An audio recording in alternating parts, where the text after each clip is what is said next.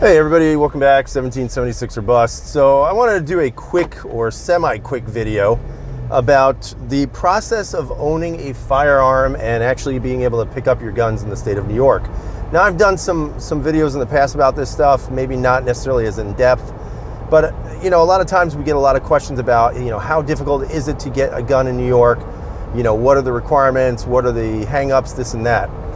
So first off, there are very restrictive states in the Union, New York being one of them. So let's say, for example, you want to go and get yourself a gun. Well, you can go out and buy yourself a long gun, not a problem, shotgun, rifle, whatever you want. You don't need any permit for that. You just go in, you basically give them your information, you submit to the background test check, and they check you through the NICS and all that other great stuff. If everything goes through, you go home with your gun. Okay, no problem.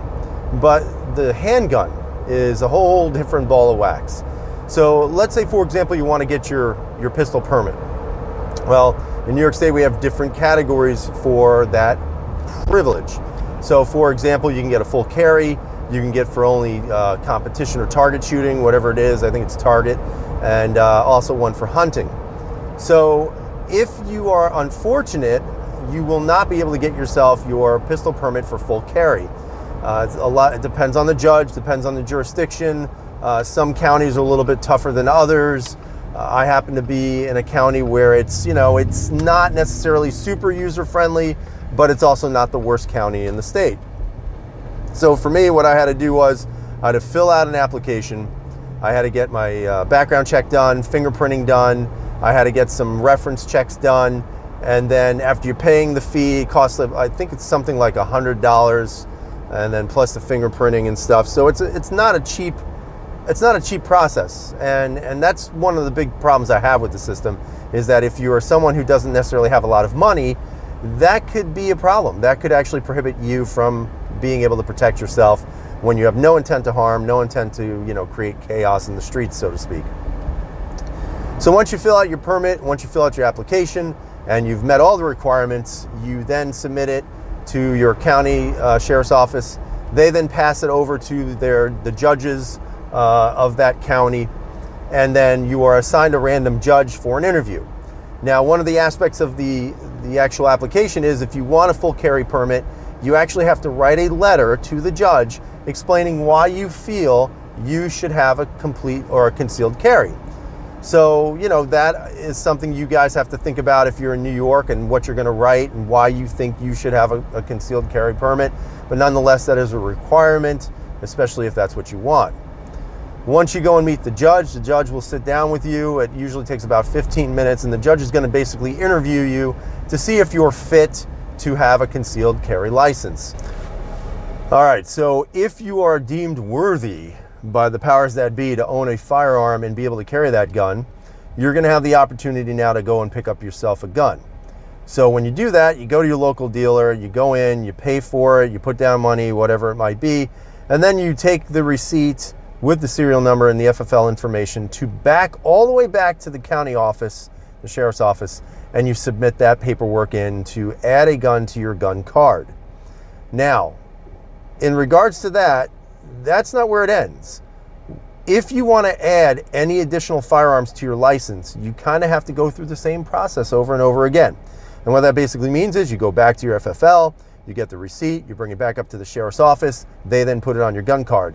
Now, it used to be where you could walk in, give them the receipt, and then they'd give back to you this little green receipt, a little green coupon they call it, or a coupon, as Big Johnson would say.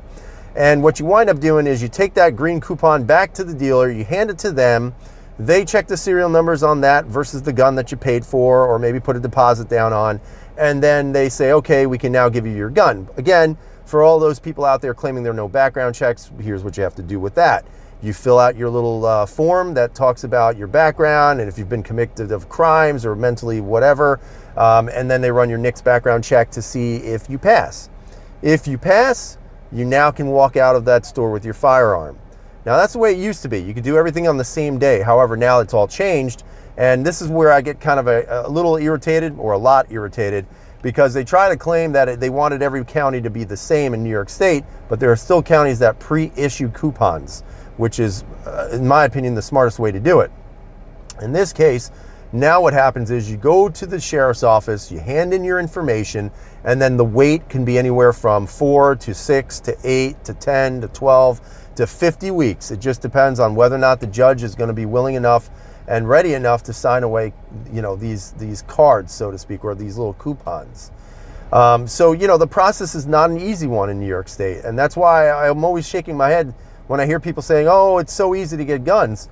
I don't know who they're talking about, because it's not an easy process for a law-abiding citizen like myself. Obviously, it's much easier if you're going to buy it out of a trunk in a car on the street. I mean, there's no doubt in my mind that these laws hinder me more than they hinder the criminal. So at the end of the day, just to kind of refresh everybody's mind, you go through the big lengthy process to apply for the permit. If you're lucky enough to get a full carry permit, or just whatever kind of permit you get, maybe it's hunting, maybe it's target shooting, whatever it might be, you then have to buy a gun. You got to bring that information back to the sheriff's office, hand that over to the sheriff's office. They won't give you a gun card at that point, because it still has to go to a judge to sign. And then eventually, when that judge determines it's time to sign it, you get it back. And in this whole process, what I think is even funnier is that the sheriff's office hours are only from 8 to 3 o'clock. So for those of you out there like myself who work, well, not 8 to 3, it's almost impossible to get there. You literally have to take a day off of work or a half a day from work just to be able to get there on time. Now, will they mail them out? They will, but it also depends on who you speak to there. Sometimes they're very cool and very laid back about everything, and other times they're not. But nonetheless, right now, I'll give you a good example. I handed in a bunch of information for a handgun on the 12th of July. It is now August 15th, and I still have not received the signed coupon by the judge. So that just kind of goes through the process in New York State. I'd love to hear what your process is from whatever state you guys are living at. I know that some of you guys have no process, that it's constitutional carry, and God bless you, that's awesome.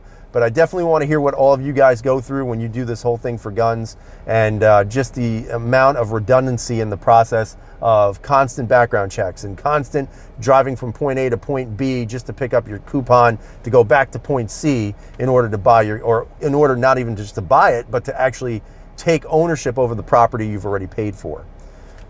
So that's it.